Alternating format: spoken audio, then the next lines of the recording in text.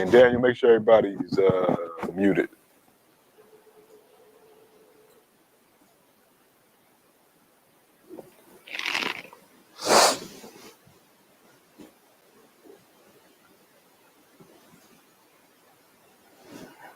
Welcome to BIA Media, Canada's top black media provider.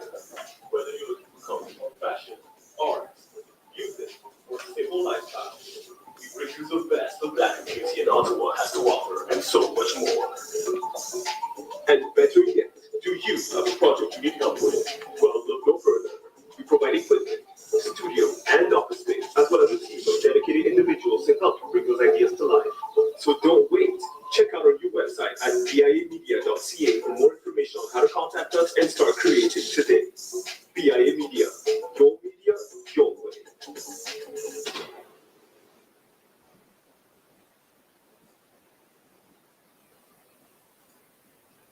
All right, everyone. Good morning. Welcome to our third session of our course on Sheroes, women of resistance, women who led resistance movements throughout the Africana world. We started week one talking about Sudan, then we moved over counterclockwise and we talked about Algeria, and we talked about the contributions of the Hiya al-Kahina and her resistance against the Arabs. We talked about, excuse me, Fatma Nsuma and her resistance against the French in the 19th century. And then we ended our class talking about Zora Drift, the Algerian revolutionary who fought against the French in the 1950s and 60s, who's still with us today. Today, we're going to talk about Central Africa. So we're going to go further south, and we're going to be talking about the region that's now Angola and Congo. And we're going to be talking about three different women. We're going to be talking about Queen Njinga. We're going to be talking about a spiritual leader named Kimpa Vita. And then finally, we're going to introduce a new Shero who we have not talked about in this class, Diolinda Rodriguez. Diolinda Rodriguez is one of the most important Angolan revolutionaries that most people outside of Angola and possibly Brazil have never heard of before. So we're going to talk about her. We're going to talk about her contributions and how she, in the 1960s, was connected to so many different revolutionary African thinkers, and her work and contributions in her own right make her a great hero, a Shero that we all should know. So we're going to talk about Angola during the slave trade for the first part of our class and the resistance to that, and how these African women use spirituality and diplomacy and military tactics to fight against the slave trade. We'll take a break, and then we will talk about Diolinda Rodriguez's resistance to the Portuguese as Angola fought for independence in the 1960s. So that's what we'll get into today. So as always, if you have questions, you can put them in the chat. You can raise your hand, and we have our first Q&A in the middle, and then we will have open discussion and Q&A at the end. Make sure if you're not speaking that you're definitely on mute so we don't pick up any background noise. All right, so what we've talked about so far, like we said, we started in the Nile Valley talking about Sudan, then we went up to North Africa, the Mediterranean, we talked about Algeria. Now we're moving all the way down here talking about where you see on this map where it says Congo Kingdom as well as what's modern day Angola. So this is what we're talking about today. This area of Africa is one of the earliest places that the European powers attempted to colonize, and it was the Portuguese. And the Portuguese were actually the first Europeans in the modern era to really set up bases. Right. Yes. Will we have access to the recording afterwards? Yes, it's always on the course website. Yes. Okay. The Portuguese in the 15th century, middle of the 15th century, come out of Portugal, and they're looking for access to Asia, and they begin exploring the western coast of Africa down into Central Africa. And this is where our story, our history we'll talk about today takes place. So the first person we're going to talk about is Queen Njinga Mbandi. Queen Njinga Mbandi. Sometimes you'll see her name spelled as Nzinga with a Z, but modern scholarship has shown the more correct way to pronounce her name and in Kimbundu, the language that she spoke is with the J. So it's Njinga, and Bandi, but you'll also see Nzinga. So she lived from around 1581 to 1663. A long life. A lot of that life she was Spindongo. So we're going to talk about her and her resistance to the Portuguese.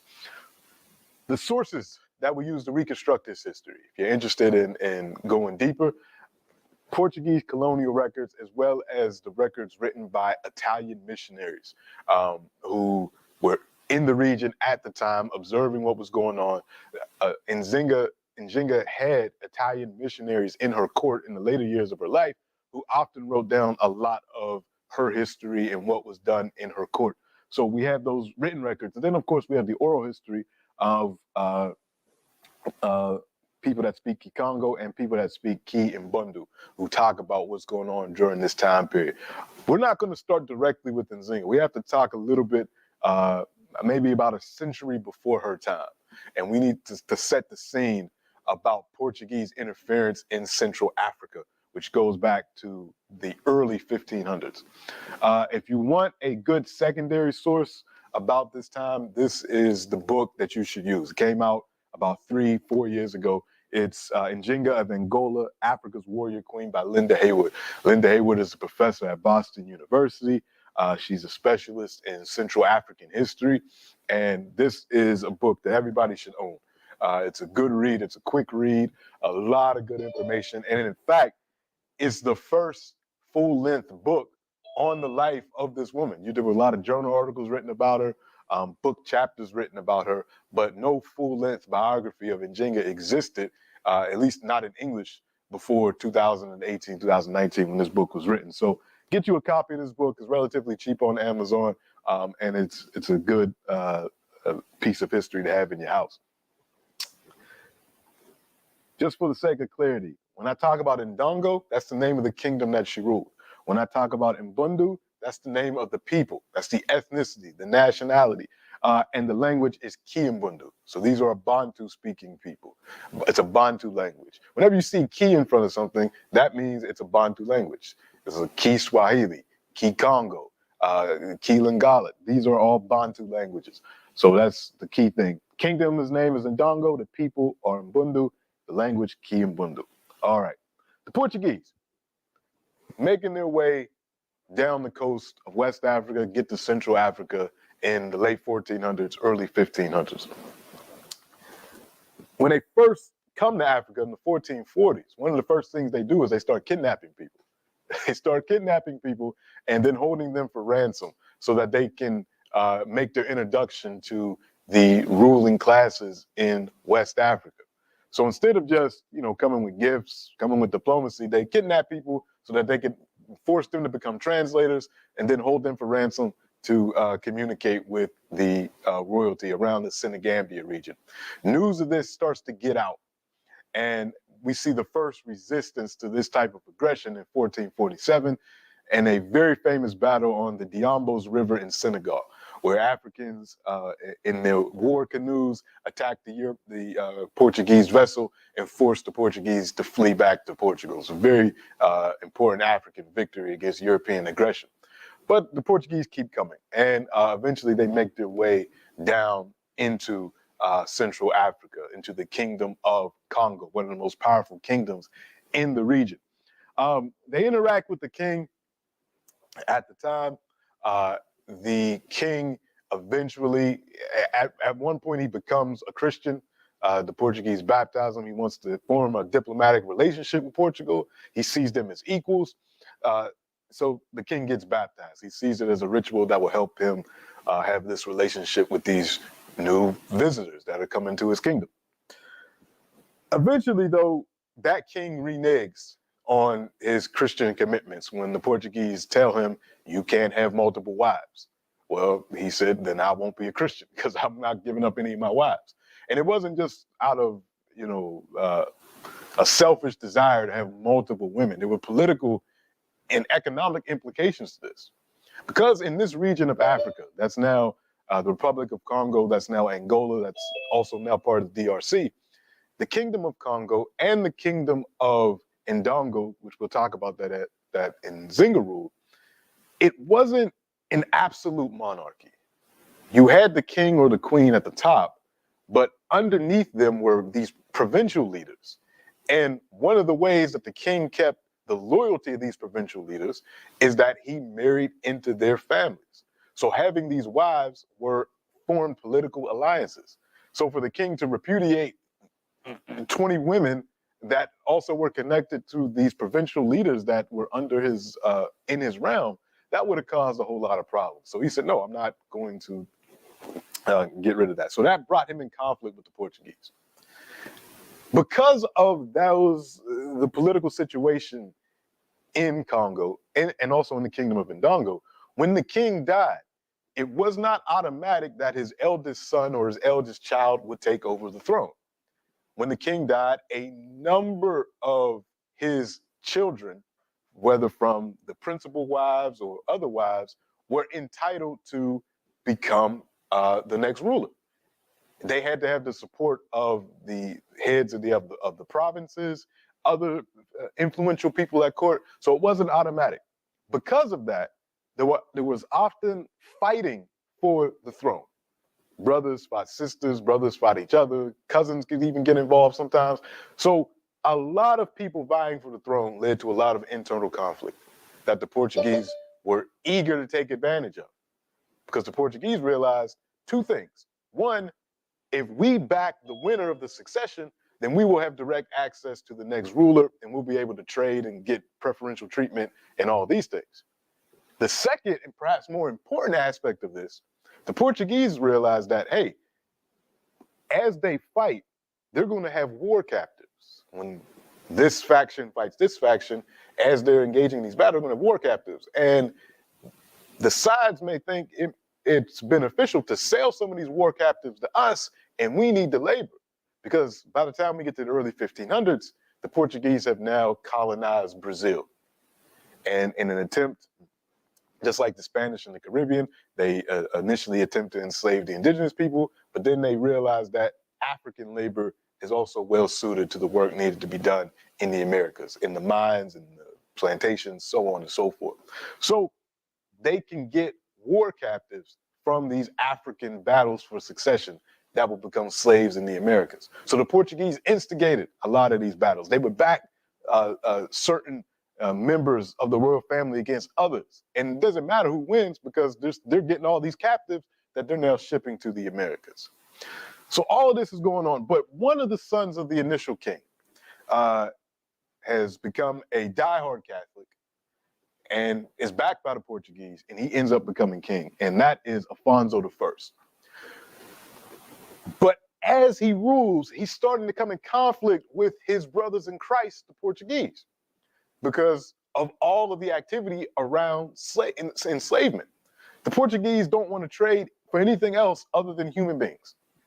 And he's tired of this. And he writes a letter to the King of Portugal, a letter that we still have. He writes this letter in 1526. So Afonso I writes, we cannot reckon how great the damage caused by Portuguese merchants is, since the mentioned merchants are taking every day our natives, sons of the land, and sons of our noblemen, and vassals, and our relatives, because the thieves and men of bad conscience grab them, wishing to have the things and wares of this kingdom, which they are ambitious of.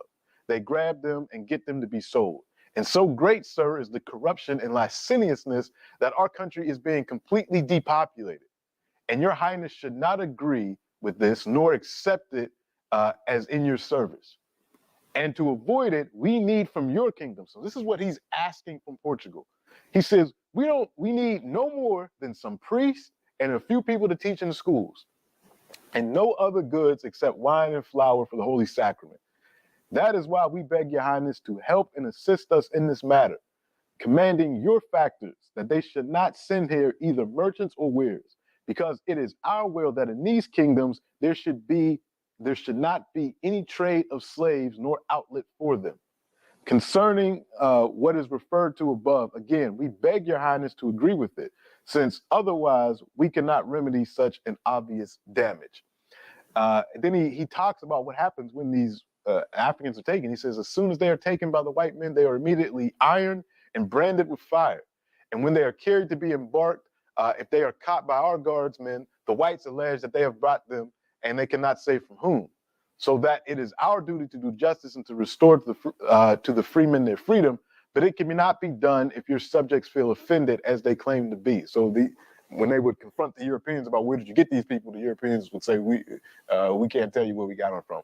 And then they would complain to the Portuguese that their business is being interfered with by the Congolese. So he's begging his brother in Christ, because that's how he wasn't born Alfonso the First. His name was Mbandi, I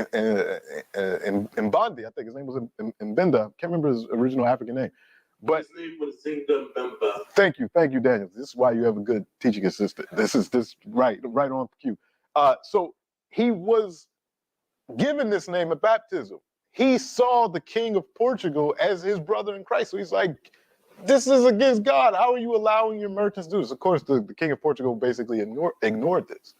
And then when he died, the cycle continued. And more Africans were taken from this region and taken to Brazil and other parts of the Americas. So this is about 100 years before Nzinga, and this is to the kingdom to the north. So this is about the kingdom of Congo, but the same situation is going to happen further south in Dongo as well. So as you can see from this map, particularly during the 1600s and the 1700s, many of the enslaved Africans that ended up in the Americas came from this region of Central Africa. That's now Congo, DRC, as well as modern day Angola. And many of them, up to 40% of all the Africans that were enslaved, 40% of them ended up in Brazil. So when we talk about the Atlantic slave trade, we're largely talking about a Brazilian phenomenon. Even though, of course, we have the Caribbean, other parts of South America, of course, the US and Canada, 40% of all those Africans ended up in Brazil, and many of them came straight from Central Africa, from the Congo Kingdom, from the Ndongo Kingdom. So this is the world that Nzinga is born into in the late 1500s, in the 1580s. The Portuguese have set up shop in Luanda, which is right on the coast, and they're making inroads further inland. And they're taking advantage of the political situation in these kingdoms, both in Congo and in Ndongo. So she inherits a kingdom from her brother. So the line of succession went from her father to her brother to her. And it's very interesting when all this is happening, because it actually starts with her grandfather, Cacinda. So she has this grandfather who's interacting with the Portuguese, who's having problems with the Portuguese, because just like in Congo, he's a king, but then there's also these governors, these provincial governors called sobas. These sobas have power. They have to pay tribute to the king, but the Portuguese are also coming in and trying to get the favor of some of these sobas. Some of them go for it. Some of them say, I'll ally myself with the Portuguese, and instead of paying tribute to the kingdom of Ndongo, I'll pay tribute to the Portuguese. So the Portuguese essentially turned them into neo-colonies. So the king is losing territory because some of these provincial leaders are switching their allegiance to the Portuguese. Some of these provincial leaders also want the throne of Ndongo. So they asked the Portuguese for arms, for men to fight, so that whenever there's another succession, they can possibly get the throne. So every time, from her grandfather dying to her father taking over, there was a war for succession. And during that war, people were captured by the various factions. And then the Portuguese said, well, we'll take those captives off your hands. And they took them, and those people ended up in Brazil. Her father dies. There's another succession battle because her father has a number of children. So anybody could be the next ruler. Another same cycle. Different sobas are fighting for the crown, backing different members of the royal family. Warfare ensues. The ultimate winner is her brother, Ngola Mbandi. Her brother wins. Her brother seeks to solidify his place on the throne. So one of the things that he does, he kills Nzinga's son, because Nzinga had a son at this time. Now, so there's the father had a number of kids, but with his favorite wife, Nzinga's mother and her brother's mother, he had 5 children. He had the brother, he had an Njinga, and 3 other girls. When the brother becomes king, he kills Njinga's son, and then he has his other sisters sterilized. And I'm not sure exactly how they did it back then, but he had his sister sterilized so that they couldn't have children, so that there'd be nobody to challenge his place on the throne, or at least less people to challenge his place on the throne. Njinga's not going to forget this, and so remember that he killed her son. But he was a relatively weak guy, and a lot of the Sobas, although he became ruler, didn't respect him, and more went over to the side of the Portuguese. More decided that we'll bide our time while this guy is king, and then eventually when he goes away, we'll put another person on the throne. And Njinga was incredibly strong. So she was 10 years old when her father became king, and she's probably around in her 30s when her brother becomes a king. From an early age, her father had made sure that she got the best military training, the best training in diplomacy and politics. And in fact, many people in the kingdom felt that she would have been a better choice to be the next ruler versus her brother. But her brother was able to get the military forces and other things, able to solidify his position. Even though he killed her son, she still served her brother as an advisor and as an official in his court. So much so that when the brother was negotiating with the Portuguese, he sent Njinga as his representatives to the Portuguese who were stationed in Luanda on the coast. This is one of the most important meetings in African world history. When Njinga goes to meet the Portuguese to negotiate on behalf of her brother, a number of things happen. First, she actually gets baptized, and she's given the name Anna, which was the name of the wife of the governor of Luanda, the small Portuguese colony in Angola. So she's baptized. And again, it's really interesting when you talk about the conversion of Africans. They can't keep their African names. In order to be Christian, you have to have a European name. That's all part of the colonial project, to deculturalize the Africans. So they give her this name, Anna. And she goes along with the baptism because she sees it as part of the diplomacy. All right, I'll do this. I'll get in the water and say these things, and maybe this will help get us to where we need to be. So she gets baptized. Then the negotiation starts. And the Portuguese had a little game that they like to play with Africans, where whenever they would have a meeting, the Portuguese would be sat up on a chair, almost like a throne, and decked out chair.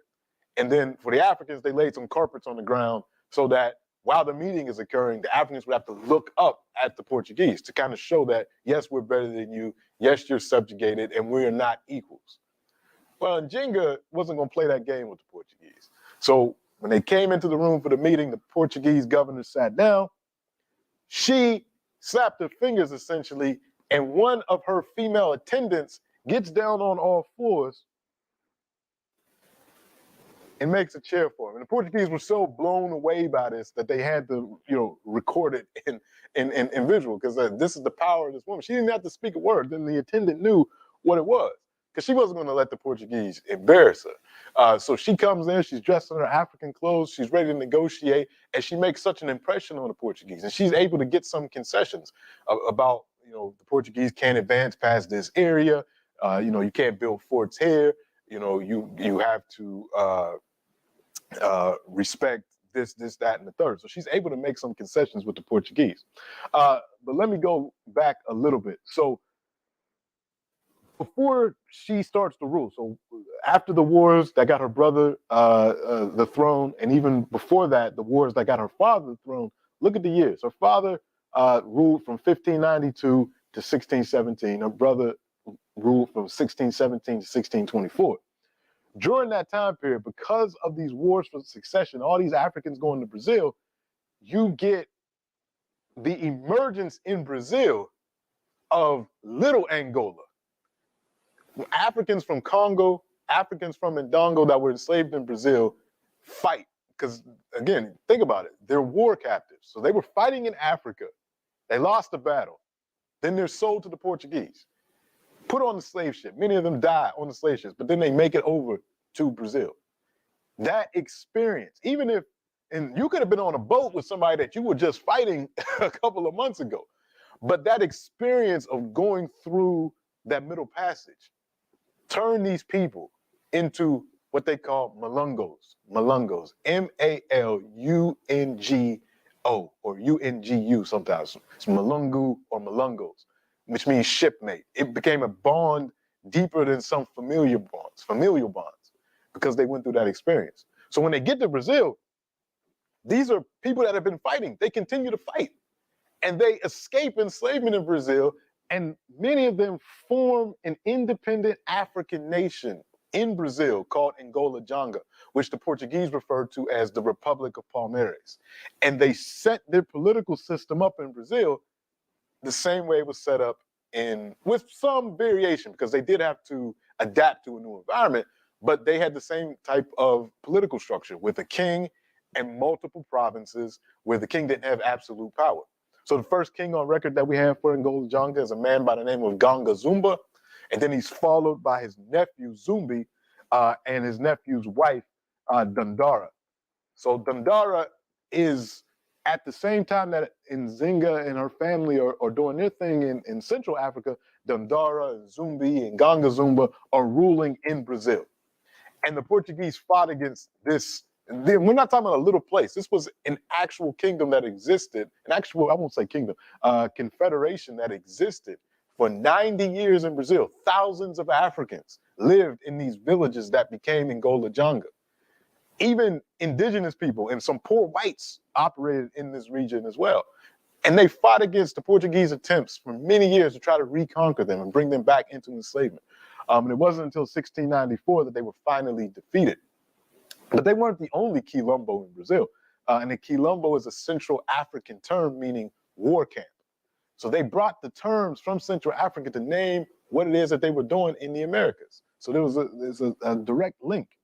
Another one of these quilombos was led by a woman named Teresa de Bengalas, a different part of Brazil. And she led one of these independent African nations. And in fact, she is a woman that's honored every year in Brazil with the Day of the African Woman, which is July 25th. It's in honor of her. So we see these connections happen. It's not going to be the last time we talked about Brazil. But anyway, so eventually her brother is having so much problems with the Portuguese, even after the successful negotiations that Nzinga has. He still has problems with the Portuguese. He's a weak ruler. He gets depressed. The Portuguese want him to convert to Christianity. Nzinga says, you can't do that. She's his advisor. She says, I converted to Christianity, but I'm not the king. You're representing our ancestors. You have spiritual responsibilities. You can't convert to Christianity, so don't do it. And he didn't. But he just can't stop with the Portuguese. He can't figure out a way to win. So his depression ultimately gets the most of him, and he dies from ingesting poison. Now, some records say that he took the poison himself. Some historians allude to the fact that maybe Nzinga is the one that gave him the poison to finally put him out of his misery. But he dies, and before he even died, it was known that she was going to take over as the next ruler of Ndongo, which she does. One of the ways she consolidates her rule, first thing she does, she marries a guy that is the leader of a group called the Mbangala. The Mbangala were a group of Africans in the region that during the time of the slave trade, they made the decision that we're not going to be victims of the slave trade. And in order to not become victims, we're going to become essentially a roaming army that's always on the offensive. And we're never going to be taken hostage. We're never going to be conquered by anyone. And we will make our living fighting for different people as mercenaries. Sometimes we fight for different factions of the Ndongo. Sometimes we'll fight against the Portuguese. Sometimes we'll fight for the Portuguese. But the one thing we will not do is be put in slavery. So the Mbangala are a result of the slave trade. They're a result of Africans saying we might as well just keep fighting so that we never become victims. The Mbangala have rules You know, if you're in the Mbangala, you have to be initiated into the Mbangala. You can't be born into it. They don't even allow children to be born. If you get pregnant, you get kicked out of the Mbangala because they don't want children. So they have a leader. The Mbangala has a leader, and Njenga marries this guy, and he's actually considerably younger than her. But she had, in terms of her personal life, she had a lot of male lovers throughout her life. uh, she was not bashful. Now, in fact, she killed a guy that questioned that. There was an official in her younger years that said, you know, there's no reason you should be having all these male lovers. You're actually besmirching your father's legacy by doing all this. And she had that guy's son killed in front of him, and then she killed him. So that's what he gets for questioning the queen's love life. But anyway, so she marries the leader of the Mbangala. So that's one of the ways that she consolidates her position. The second thing she does, at that wedding to the leader of the Mbangala, she has a lot of her family members killed, people that would be threats to her regime. And then she kills the 7-year-old son of her dead brother. Now go back, remember, the brother killed her son, she killed his son. And that's actually one of the reasons why she married the leader of the Mbangala, because her brother had sent his son to the Mbangala to get military training. And the Mbangala had taken him in, but when she becomes ruler after the son dies, she's like, let me marry this guy, get close to this kid. At the wedding, she killed the kid, killed a bunch of members of her family. So she's not somebody to be trifled with. From what you can tell, she's a master of politics. She had been trained in military arts, so she knew what she was doing. When she becomes ruler, she disregards becoming a Christian. She really gets back into her ancestral religion or spirituality, and she looks at her kingdom. She looks at the different provincial governors, some that were aligned with her, and the ones that weren't. She went on the offensive. She started attacking them, saying, you got to come back in line. They, in turn, started to make overtures to the Portuguese. Say, we don't want to be under Njenga, we'll pay tribute to you. So that brought her into conflict, which she knew was coming anyway with the Portuguese. So for the rest of her life, from the time she became queen to the time that she died in 1663, she fought against the Portuguese. Sometimes the Portuguese would have the upper hand, and she would be forced to use tactical retreats to take her troops and move her capital to different areas and reconsolidate, and then bring the fight back to the Portuguese. And then she conquered more and more territory. So by the time that she did die in 1663, she had reconquered a lot of the territory that was lost by her brother and lost by her father. And in 1657, she was able to force the Portuguese to sign a peace treaty that respected the new territory that she gained and respected her right to rule, because the Portuguese were trying to find different people in Ndongo that they could back to take her off the throne, but it never worked. She even took advantage of European rivalries. There was a war between the Dutch and the Portuguese in the 1600s, and she allied with the Dutch for a time to fight against the Portuguese. So she, like many other Africans, were always aware of European tribalism and would take advantage of dividing the Europeans the same way that the Europeans took advantage of dividing Africans when they could. So very important figure who ultimately wins. I mean, she gets, by the time we get to 1657, she lives another 6 years in relative peace with an expanded territory, because she has successfully, over those years, fought against the Portuguese and maintained the sovereignty of her kingdom. And she incorporated a lot of enslaved people into her kingdom. She said, the Portuguese have enslaved you. If you make your way to my territory, you're now free, and I'll help you fight to get revenge against the Portuguese. So she did that. And a lot of enslaved people left when they heard about this and joined her territory. So very important figure. After her death, one of her sisters takes over, but then the Portuguese hostilities continue, and they would continue in the region for some time.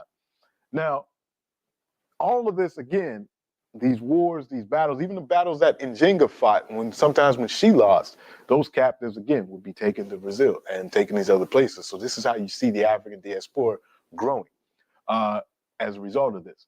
In Angola today, she is relegated as a national hero. There are statues built for her. There's streets named after her. Very important figure in the history of the region. Another important figure, a little bit further north. So we're going back to the Kingdom of Congo. So remember, the Portuguese first interacting with them in the 1500s. About a century and a half later, the Kingdom of Congo is thoroughly Catholic, but it still has the same endemic problems that Ndongo had and that were exacerbated by the Portuguese. Into this region comes another woman who uses spirituality and religion to fight against slavery and to fight against the Portuguese and attempt to unite her people, because at this point the Kingdom of Congo has been decimated by these civil wars that I've been talking about. She wants to unite the Kingdom of Congo. She wants the Portuguese out. She wants slavery to end. And her name was Quimpa Vita. The Portuguese referred to her as Donna Beatrice because she had been baptized with this European name. A good book written by her, The Congolese St. Anthony, by John K. Thornton, who's also a colleague of Linda Haywood, both at the University of Boston, both experts in Central African history. So this is a good book if you want to read about her. I'll talk about her briefly, then we'll take our first Q&A. So again, this is north of what we were just talking about. Njinga was the kingdom of Ndongo, and we're now talking about the kingdom of Congo. So you see the splinters.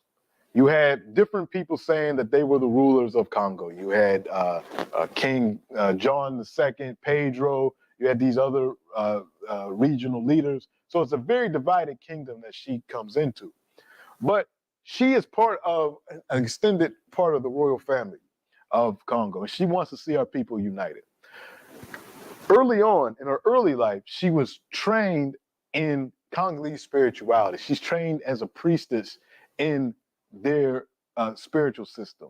And she's a member of the Kimpasi Society, which is one of the brotherhoods or sisterhoods in the Congolese religion. She is also Catholic. And sometime around the year 1704, she claims that she's been possessed by the spirit of St. Anthony, which is really important because St. Anthony is the patron saint of the Portuguese. So, of course, because of the relationship between Portugal and the Congo rulership, he's also the patron saint of Congo. So she says she's been possessed by the spirit of St. Anthony, and she can speak as a representative of St. Anthony. And what the message that she has for the people is very different. First, she says, we have to end all this fighting amongst ourselves. We need to unite. We need to have one ruler in Congo. And she attracts thousands of people to this message. And they say she performs miracles of healing and different things. Second thing she says that the Portuguese have been lying to us this entire time. Everything that happened in the Bible that you read, that the Portuguese are telling you about, it all happened in the Congo. Jesus was born in the Congo. All the stories that you read, all that stuff happened in the Congo. It didn't happen anywhere else. And all these people were black. And these black saints want an end to Portuguese aggression. They want an end to the slave trade. And there will be more black saints to come after me. This is what she's saying to people. Now, the Portuguese are completely up in arms. Number one, there's a woman claiming that she is possessed by the patron saint of Portugal. So that can't possibly. And she's black.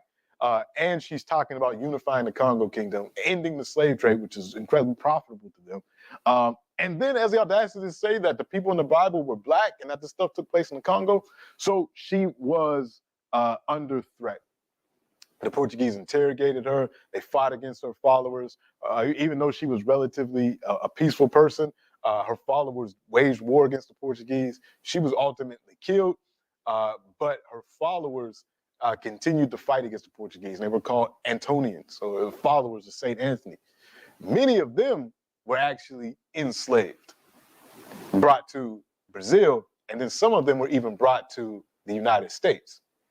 And in the United States, they kept fighting. And there's a rebellion that actually happens in South Carolina, and the initiator of the rebellion were Antonians, people that were followers of this spiritual faith that she had set up in the Congo. So she is another one of these figures in Central African history. Use spirituality, use their charisma to unite the people, to send a message that we have to fight together. We have to end this abomination that is the slave trade. And encroaching Portuguese colonialism. Because if we don't, our future is not going to be bright. Unfortunately, because of the divide and rule tactics that had already been there, Portuguese weaponry and other things, her movement was ultimately crushed by the Portuguese. But the spirit didn't die. The movement may have been crushed, but the spirit didn't die and would continue throughout the various resistance against the Portuguese that occurred in the 1800s and that occurred in the early 20th century. When we come back for break, we're going to talk about the ultimate culmination of Portuguese rule in Africa, which doesn't end until the 1970s. So think about this. The Portuguese were the first Europeans to really have a foothold in Africa in the modern period, starting in the 1500s. And they were one of the last major powers to leave, all the way up until the 1970s. We're going to talk about how they were finally kicked out when we come back from break. And again, focusing on Angola in 1976, but we're going to talk about the 1960s. So anybody have any questions or comments? Daniel, do you see anything in the chat? Do you see anything? Yes. Just quickly, I just have a very quick question. Yes. I need to run. Would we be able to meet at some time this week? Yes, just email me. Okay. Yeah, definitely. All right. All right. Mr. Thomas, go ahead. Morning, all.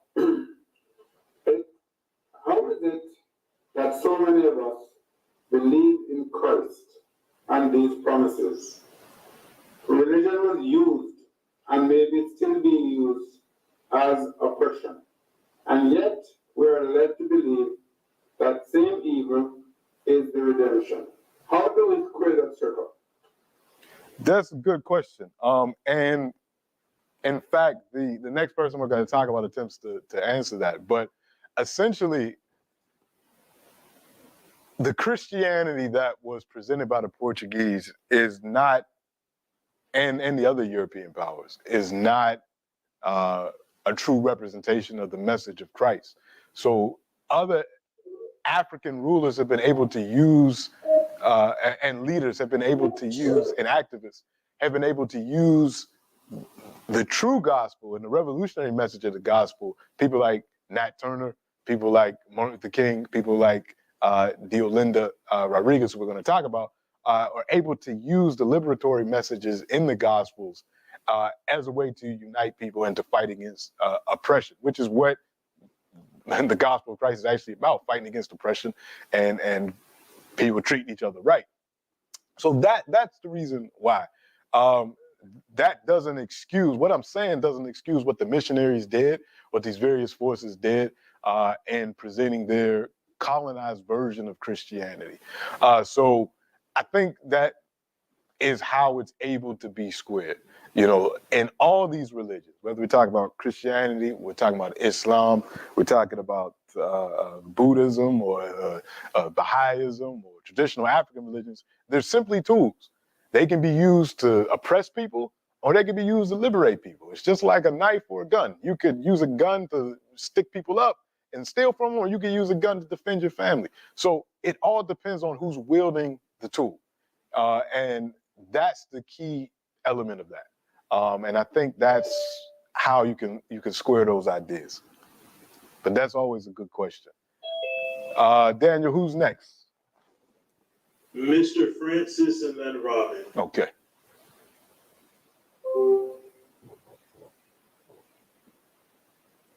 And Mr. Francis, if you're talking, you're on mute. Okay, can you hear me now? Yes, sir. Okay. You mentioned a king who had converted to Christianity, but he renounced Christianity when he was asked to give up his multiple wives. and you said that there were political implications to having multiple wives. And I'm wondering, why did the same implication apply to queens when they became head of the regions? Why was it not afforded the same implications of multiple husbands? Good old fashioned patriarchy. I don't think Okay, here's the interesting thing about that. In Brazil, actually, and a lot of the quilombos, we have evidence that women did have multiple husbands, just because of the numbers, the dynamics. I mean, the demographic numbers in Brazil. There were more men than women, so women they had multiple husbands in Brazil in the quilombos. But back home, I don't think there's a whole lot of men that want to be a second or third husband.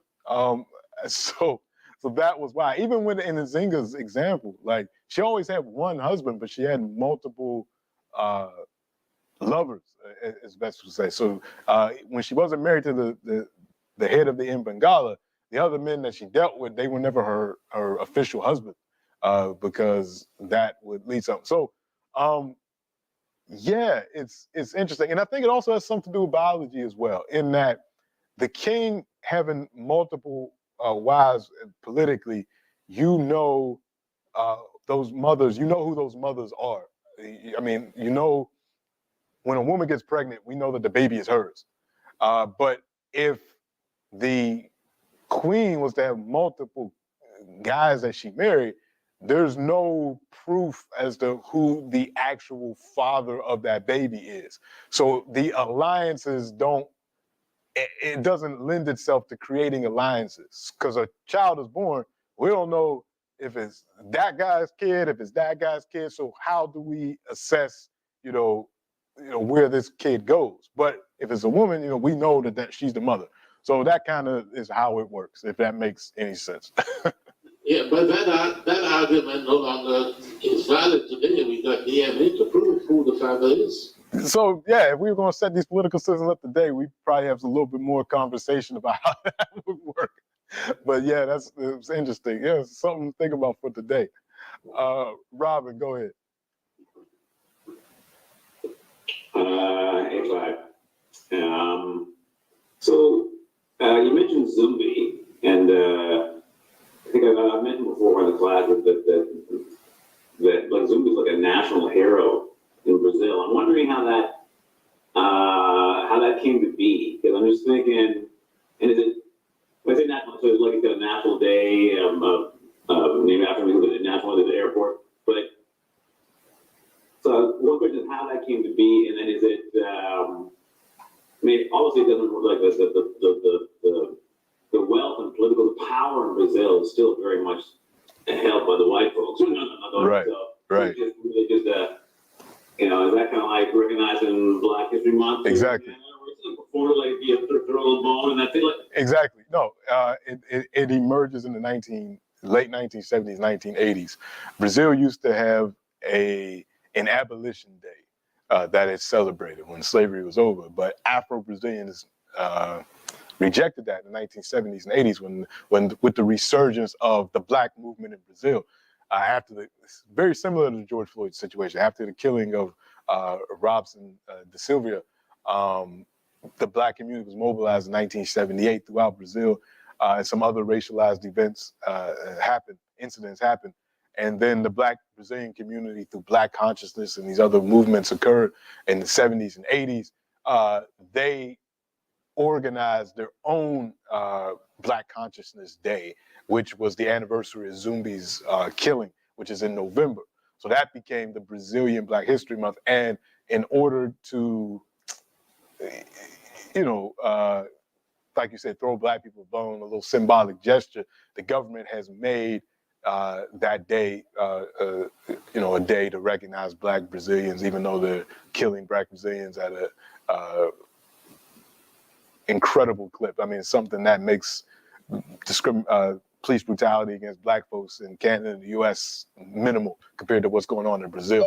So it's a symbolic gesture, yes, but it's important symbolic because it came from Afro-Brazilians themselves who had already been marking the day and recognizing the day and recognizing the importance of quilombolas before the government did as well. So the government giving official designation to it is cool, but Afro-Brazilians have been doing it beforehand already. But that's how that starts, in the 1970s, 1980s, when it becomes official.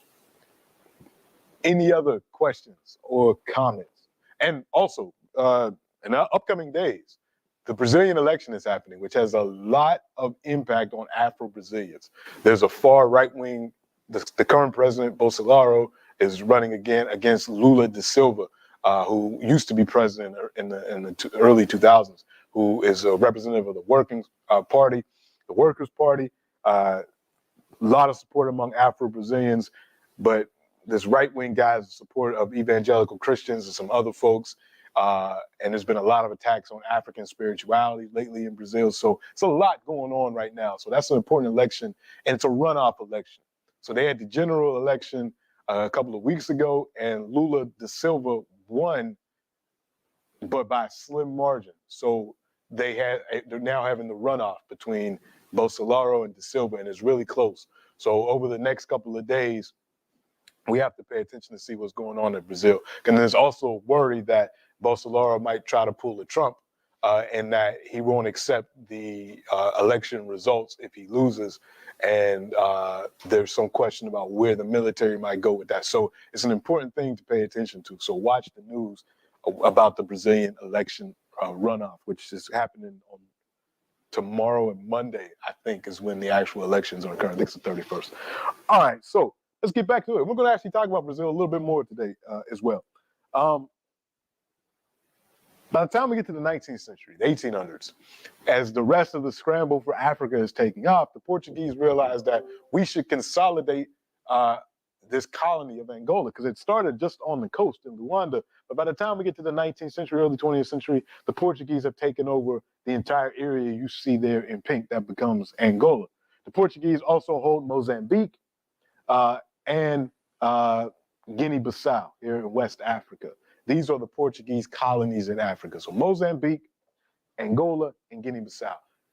And essentially, they're the last true colonies in Africa, with the exception of apartheid South Africa, which gets free, of course, in the early 1990s.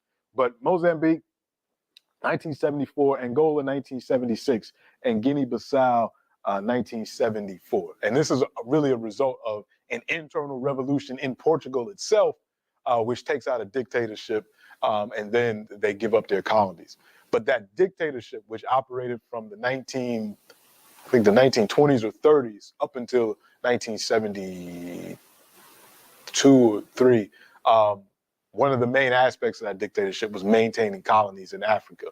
And this becomes important. And Angola had become a semi-settler colony, similar to what we talked about last week with Algeria. You had a number of Portuguese that came to Angola to live, and not just to exploit the resources and the labor, but to also live and control the land. And when these Portuguese came to Angola, the colonial project in Angola was very similar to what was going on in Algeria. They attempted to create a middle class of Luso-Africans, so Portuguese-speaking Africans that were both culturally assimilated. So they were Christian, they loved Portuguese culture, all of those things. But the Portuguese took it a step further in Angola. They actually, as a policy, wanted to create a mestizo class, a mixed class of Africans mixed with Portuguese. So there were sexual politics involved with it as well. I mean, in all colonies, there is sexual exploitation. That goes without saying. But it was part of the official policy of the Portuguese in Africa to create a mestizo class, the same way they did in Brazil, where you have these gradations of color and race in Brazil. So same policy. So in Angola in the 1940s and 50s, you got more Portuguese coming to live in Angola to take over land. They created forced labor restrictions on Africans throughout the colony, basically like slave labor camps that existed throughout Angola. Of course, the everyday racism of a settler colony, blacks can only be here in certain areas and all of that. So that's what was going on in Angola in the 40s and 50s when our next Shero came up. And we are talking about Deolinda Rodrigues, also known as the mother of the revolution in Angola, the mother of the revolution. Not a lot is discussed about her in English-speaking spaces, even French-speaking spaces. In Angola, they know about her. In Portugal, they know a little bit about her, but mostly all the things that have been written about her and the movies that have been made about her, I think there's been a movie made about her, it's all in Portuguese. So a lot of English-speaking people don't have a lot of information about her. I didn't learn about her until like last year. I've been studying Africa for a long time, and I only heard about her last year. Very important figure that we're going to introduce to many people today. But this is the statue of her, one of many statues of her in Angola. So if you can read Portuguese, or if you want to take the time to translate this, there is a semi-autobiography of her available that came out a couple of years ago. It's called The Diary of an Exile Who Cannot Return. I think that's how you say it in English. But it's a collection of this diary that she started when she was a young girl, and her brother released this. So it has all her thoughts from the time she was young to the time that she was killed in battle after she was captured in the 1960s. So it talks about her life. She was born to a middle-class family in Brazil. And unlike most of the Angola, unlike most of the Afro-Angolans, she wasn't Catholic. She was Methodist. The Methodist Church had sent missionaries to Brazil, and it had become a quasi-revolutionary movement in Brazil. The Methodist Church was the only one to kind of at least give recognition to the humanity of Africans. And they organized as such in the early 20th century. And her father was a Methodist pastor, even though her family was one of these middle-class families that the Portuguese looked at as examples of assimilation. They dressed like Europeans. They could speak Portuguese. They went to the schools that were run by the Portuguese. So again, I'll say this, I've said this in numerous classes before, but I'll say it again. A lot of the revolutionary leaders of the 20th century, and even before that, came from the middle classes.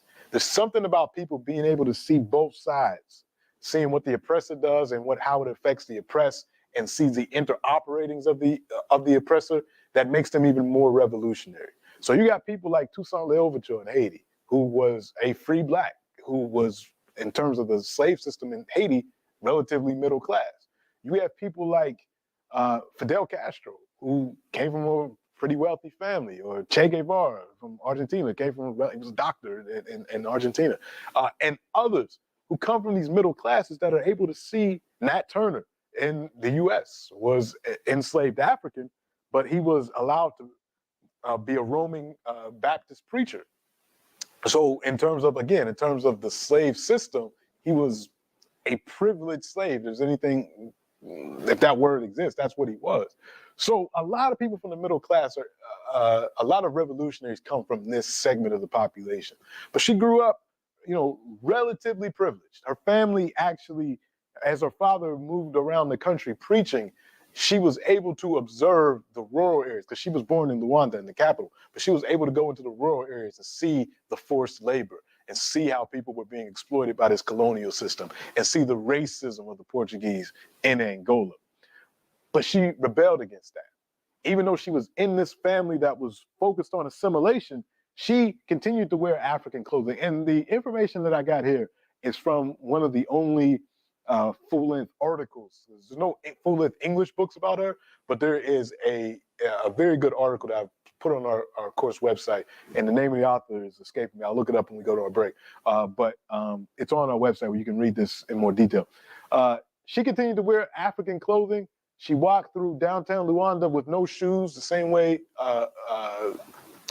Africans that weren't in the middle class, dressed and walked. She spoke Kiambundu instead of speaking Portuguese. So she is Mbundu.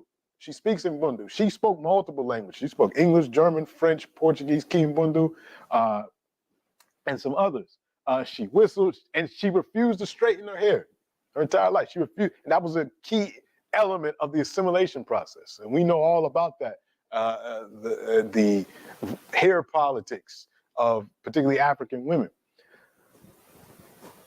She was not only active in the Methodist Church, but this is what she said about the Methodist Church. She said the mission, this was in her diary, and she wrote this as a teenager, the mission serves us as a place for the clandestine movement.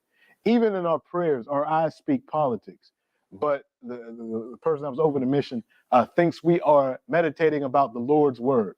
But if coming to church on Sundays helps us to connect and do the nationalist work, then we can come to church. So they use the church, young people use the church as a place to meet, to talk about how we're gonna get the Portuguese out of Angola. And it was a place where they were safe to do so. So again, going back to that question of how do you square, being Christian and all this, it's because you can use this tool to get greater liberation if it's used right. So this is how she lived. Because of this activism that she had in the church and with these other youth groups, and even her cousin, Agustin Neto, who becomes actually the first president of independent Angola in the 1970s, they start organizing a nationalist movement. I mean, it had already begun, but these young people start getting involved and having these political conversations about how do we get the Portuguese out of Angola. Through her activity, she starts to get monitored by the Portuguese officials who begin arresting young people that are known to be in these nationalist circles.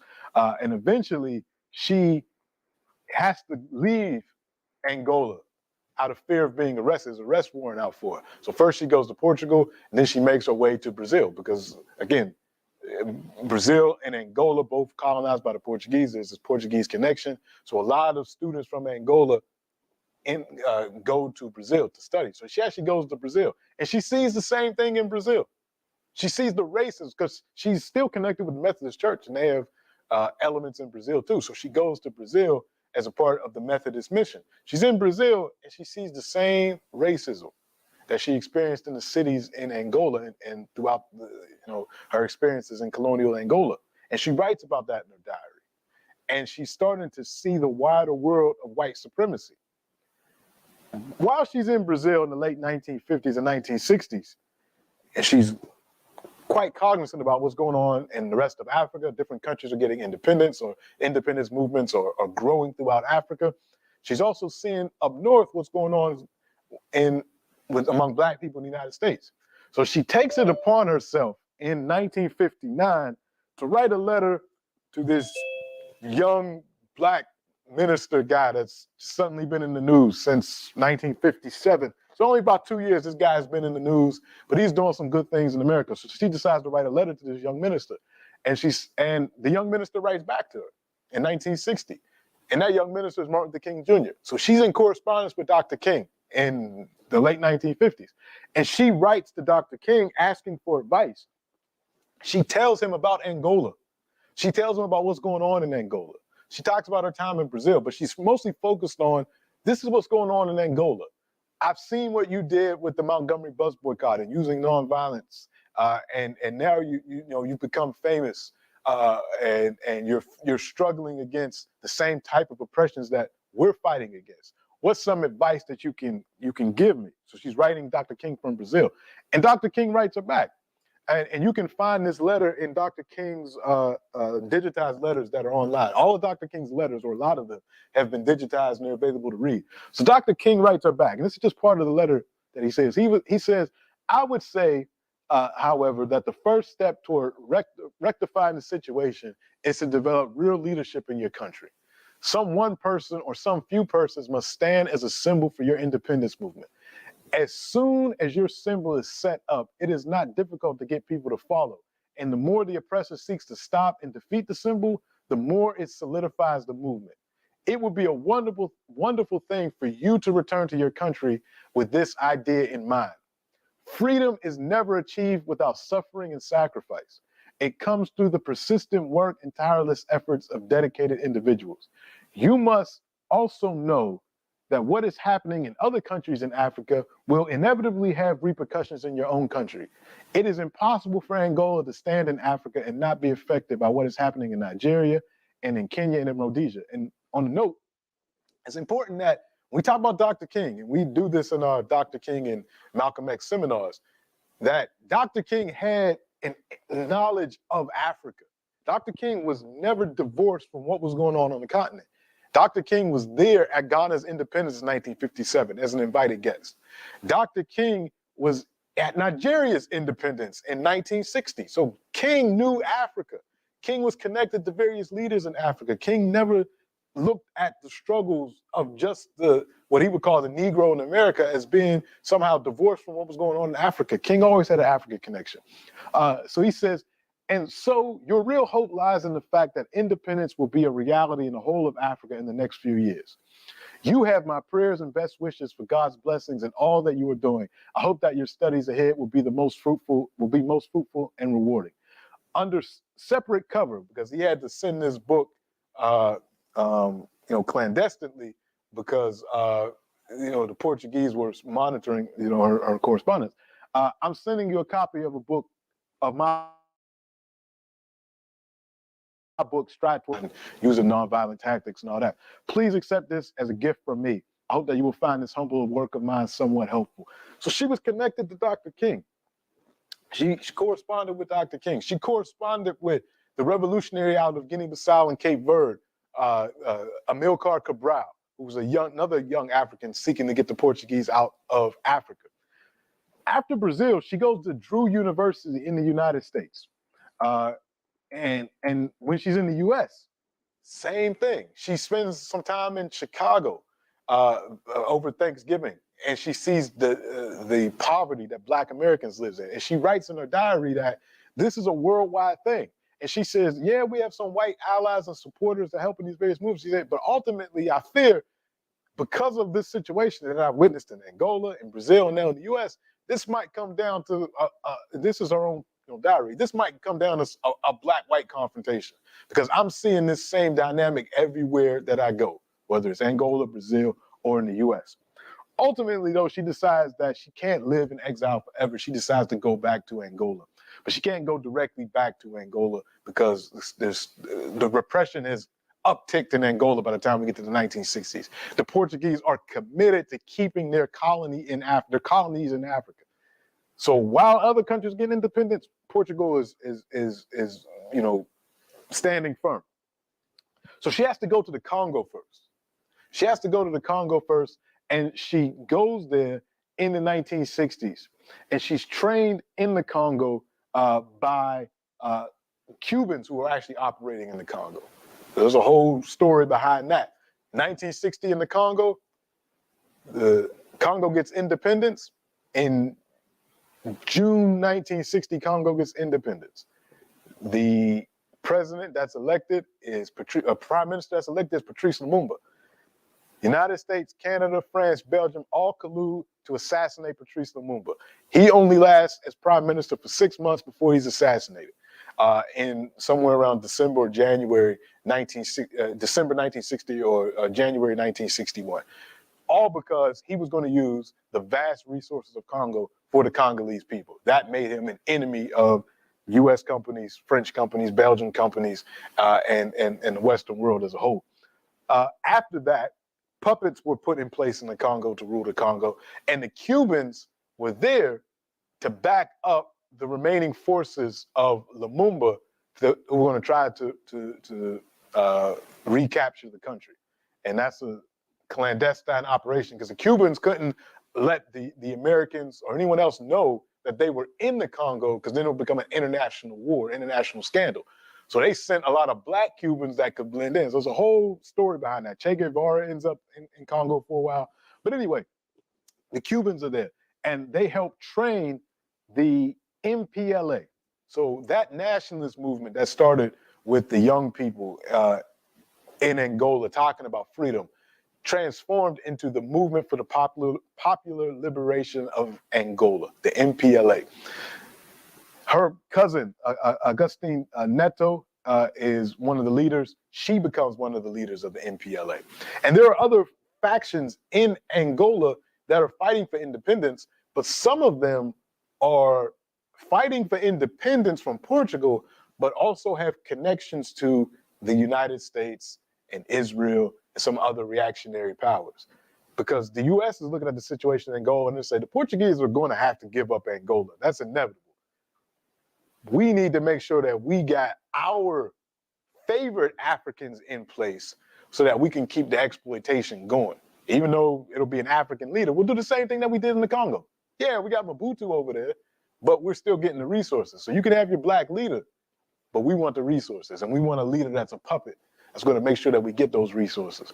So the MPLA, though, that was the popular movement. That was the one that refused Western help and was allied with Cuba, somewhat with the Soviet Union, but mostly with Cuba and the other revolutionary movements throughout Africa. So she joins the MPLA, and she actually is the founder of the Angolan Women's Organization. And she's quick to critique the male leadership of the MPLA about its role with black women and its statements on gender and so many other things. So she's training, and she forms this squad of mostly African women called the Kami Squadron. This is her to the far right. So they're training because they know they're going to have to fight the Portuguese to get them out of Angola. And it's when she makes her return to Angola, she crosses the border from the Congo and comes into Angola, and she's about to connect with the other fighters, and they're about to, wage this war, that she is ultimately, so just for the sake of visualizing this, she is here. She's right here on this border between what was then Zaire, but Congo Kinshasa, and Angola. So a lot of the troops from Angola are training there, and the government in Congo isn't friendly to them either, because it's a neo-colonial government. But they're there, the Cubans are there clandestinely training them, and they're operating across the border. She makes her way across the border, but ultimately, though, she's captured by one of the other Angolan groups, this one called the FNLA, which is allied and backed by the United States, the Kennedy administration. It's backed by Israel, and it's even backed by apartheid South Africa. They capture her, and she's ultimately imprisoned, and then she dies in 1968. They take her back to Congo, and she dies in 1968. But the movement continues. And ultimately, by the time we get to 1974, the MPLA, who has been inspired by her, and so many other women join the MPLA, and the youth join the MPLA, and they fight first to get the Portuguese out, which they do, 1974. And then there's a civil war that breaks out in Angola from the 70s to the 80s that puts the MPLA against the FNLA and another group called UNITA, I think. But ultimately, the MPLA wins. They're back. The Cubans continue to support the Angolans. And Cuba, the Cuban mission in Angola is called Operation Carlotta. And it's called Operation Carlotta because Carlotta Lucumi was an enslaved African woman that led a rebellion in Cuba in the 19th century. So to honor her, the Cubans named their mission after this black woman. They continue to support the MPLA till ultimately the MPLA is able to take over the leadership of Angola. Angola has gone a little backwards since then. Some people have gotten corrupt, but it has this revolutionary background.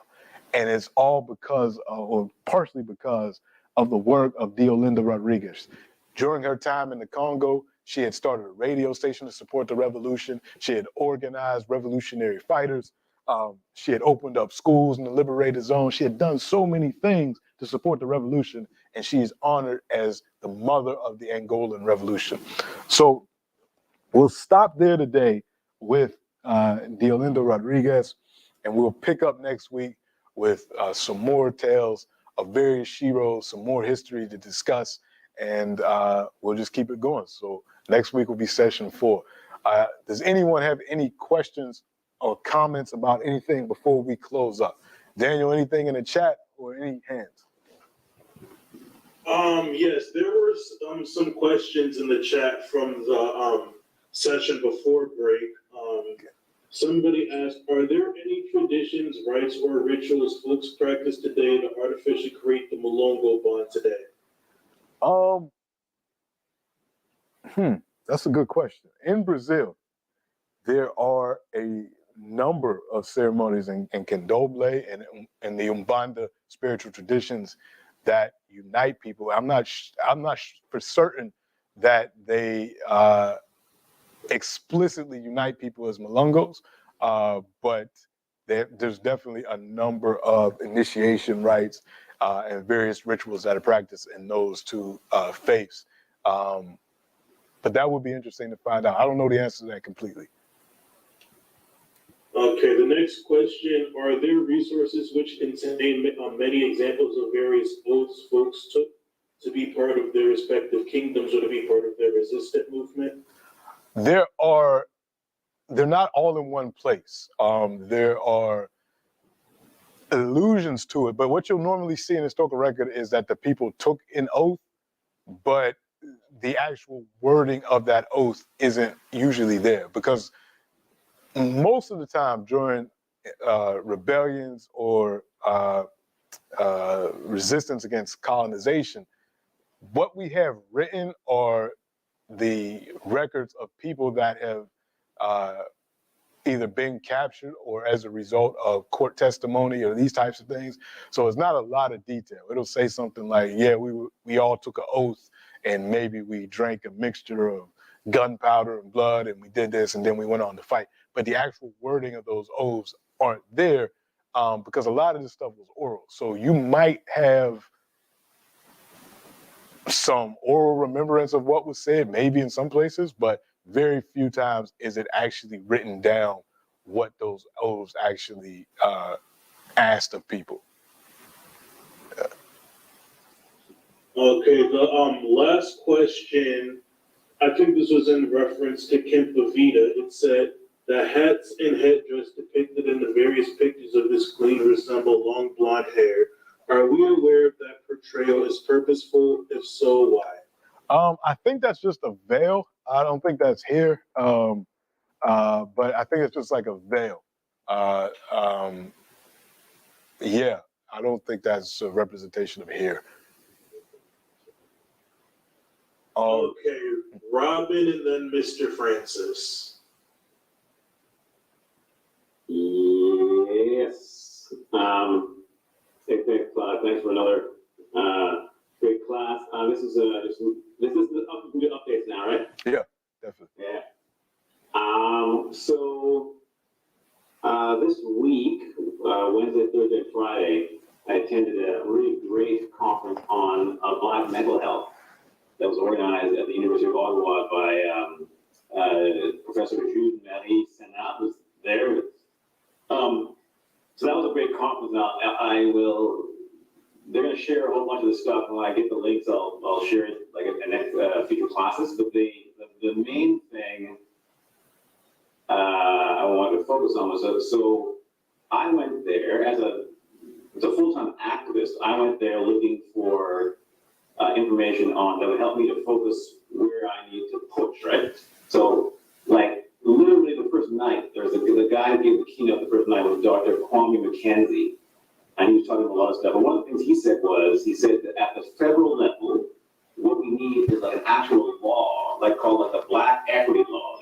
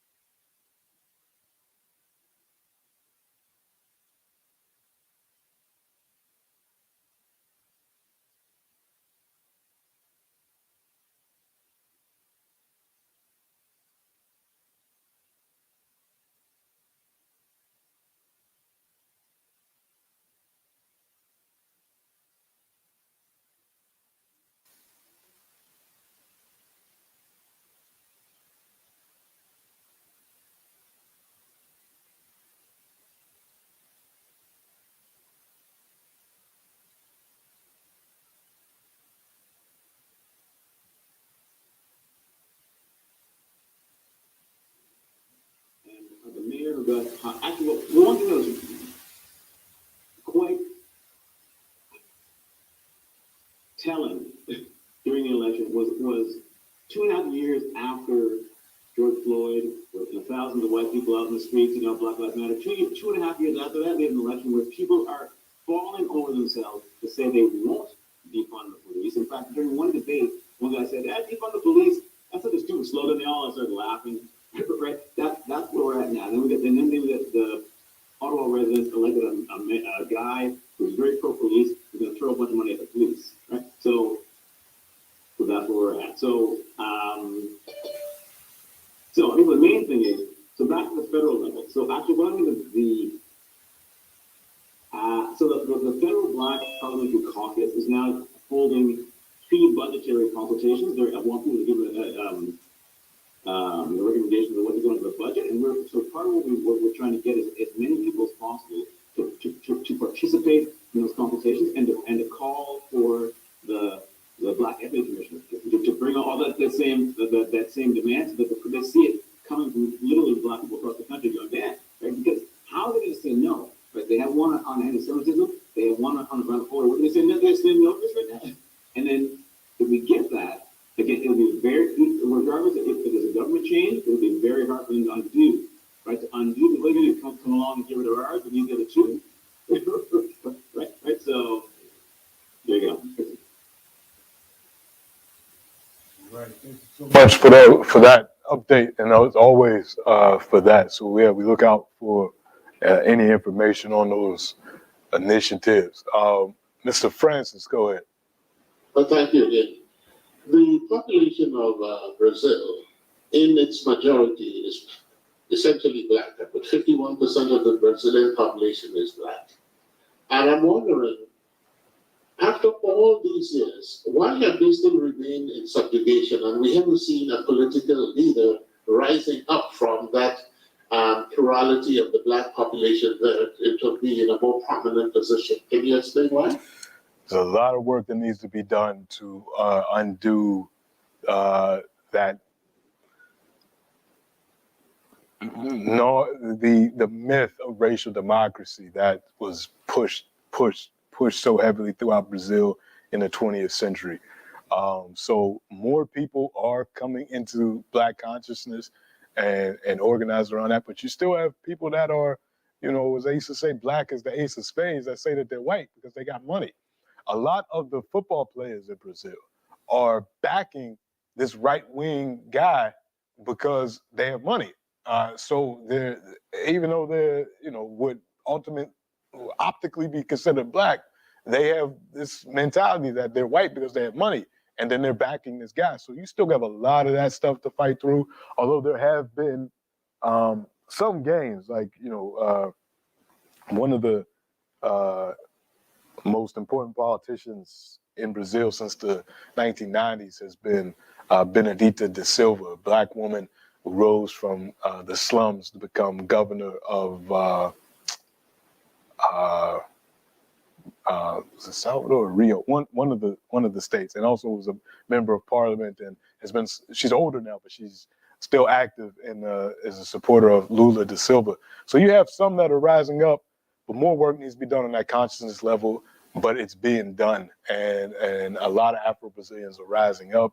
The Black Lives Matter movement in Brazil is very strong. It's probably outside of the U.S., probably the strongest Black Lives Matter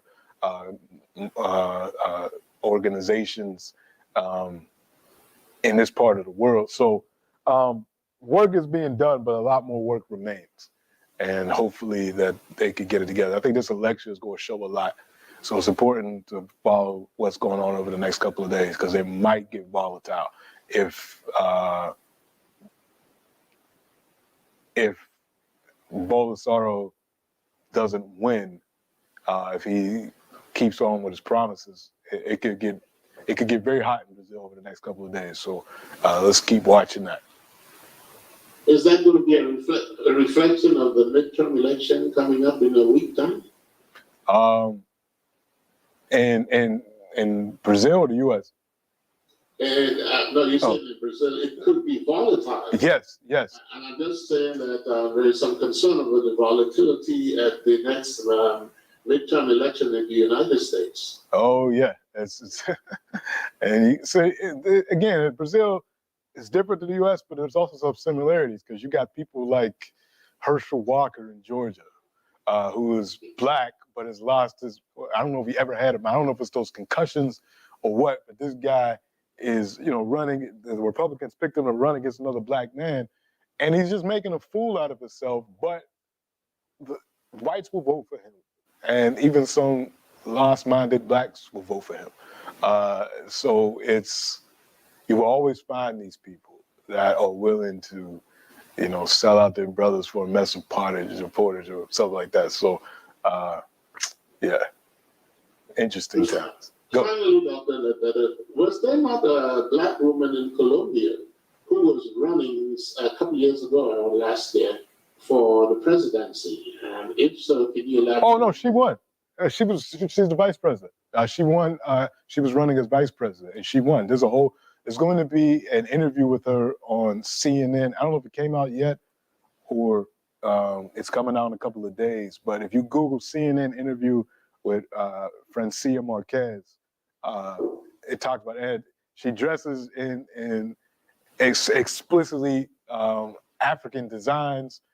She's an environmentalist. She's a lawyer. I'm going to talk about her in the next couple of weeks. But yeah, her and the running mate. I don't even know who the president's name is. I just know her name. But it's a progressive coalition. They actually won the election, and she is the sitting vice president in Colombia right now. Yeah, it's an amazing story. Thanks. So can I just add to the response to the brother's question, that part of the reason what's going on in Brazil is just straight up violent repression. Like the police raid the favelas, which are largely black, and kill up. It's violent repression by the state police and stuff. That's been going on for decades. That's part of the reason. So. Yeah, and even now, part of the target of the violence are people that practice African spirituality have been targeted recently. That was a big part of the election. Was one of the controversies that Bolsonaro tried to point out as he's appealing to his evangelical base was that Lula's wife practices an African religion, so that became like a big campaign point for Bolsonaro. So this is very important that we pay attention to what's going on there as part of the African world. Any other questions or comments? If not, we'll close for the day. I do have to go to a mentorship program meeting at 2:30. There's still space open for that. So if anybody wants to come, we're talking about the state of brothers in Ottawa. We're going to be joined by the Brotherhood Coalition and see what we can do for these young people in the region. So if you know any young person, 15 to 22, that needs mentorship, you can always refer them to us. We're going to have an initiative come up within the next week or two where we're going to be paying for a number of folks to get online suicide prevention training. Suicide is a big problem, growing problem among young black folks. And the more of us that know the signs of it and can help our young people get help, the better. So JACOCOM is going to be sponsoring a number of people to get suicide prevention training as part of our mentorship program. So if you're interested in that, you can always email me, let me know, and we can put you on the list for that as well. So we'll close out today. We will reconvene next week. I want to thank everybody for joining us as always. You can catch the recording on our course website, also on YouTube. And as always, we thank BIA Media for all the technical support and for putting this up and sharing it with the masses. So until next week, we'll talk soon.